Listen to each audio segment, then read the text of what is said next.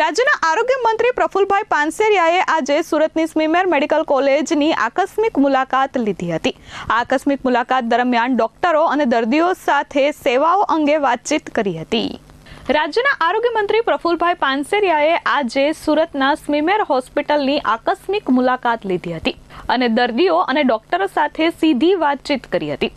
આરોગ્ય મંત્રીની આકસ્મિક મુલાકાતને પગલે હોસ્પિટલમાં દોડધામ મચી ગઈ હતી। દર્દીઓને પડતી મુશ્કેલીઓ વિશે આરોગ્ય મંત્રીએ સીધી જ દર્દીઓ સાથે વાતચીત કરી હતી। આ મુલાકાત દરમિયાન સુરતના મેયર માયાબેન માવાણી પણ ઉપસ્થિત રહ્યા હતા। આ ઉપરાંત આરોગ્ય મંત્રીએ સાફ સફાઈના સાધનો વડે જાતે સફાઈ કરી હતી અને સફાઈ કર્મચારીઓ સાથે પણ વાતચીત કરી હતી।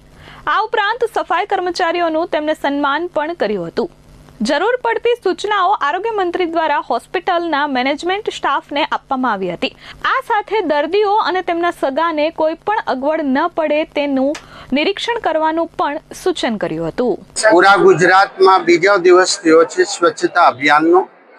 12,000 જેટલા સરકારી દવાખાના હોસ્પિટલોમાં સ્વચ્છતા અભિયાન ચાલી રહ્યું છે। આ નમો સ્વચ્છતા અભિયાન છે અને એમાં બધાએ શ્રમદાન કરવા જાય જાગૃતતા માટે।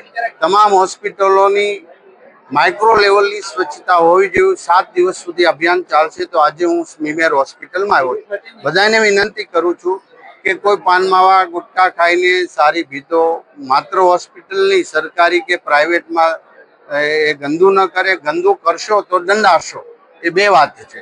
બીજી વાત કે અહીંયા ગરીબ દર્દીઓ આવતા હોય તો સ્વચ્છતા રાખવી, આ એક મંદિરમાં સ્વચ્છતા રાખો એટલું જ મહત્તમ આ હોસ્પિટલમાં સ્વચ્છતા રાખો એટલું છે। ખૂબ સારી ટીમ અહીંના ડોક્ટરો કામગીરી કરી રહ્યા છે।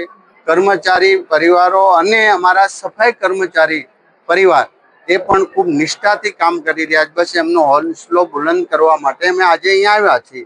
ખૂબ સારી અભિયાન ચાલી રહ્યું છે। એમાં આ અભિયાનની અંદર મીડિયાના મિત્રોને પણ હું વંદન એટલા માટે કરું કે પોઝિટિવ રીતે લોકોમાં જાગૃતતા લાવ્યા છે। આ કોઈ આર્ટિફિશિયલ કે કોઈને દેખાડવા માટે કે એ નથી, આ હાર્ટ ટચ છે। એ આપણી લાગણી અને ફિલિંગ્સથી આ બધા સ્વચ્છતા અભિયાનો કામગીરી થઈ રહી છે। ત્યારે આ અભિયાન નમો સ્વચ્છતા અભિયાન નરેન્દ્રભાઈના 12 વર્ષ સફળતાના પૂર્ણ થયા છે, ત્યારે અમે એમને આ અર્પણ કરીએ છીએ નમો સ્વચ્છતા અભિયાન। Bureau report S24 news Surat.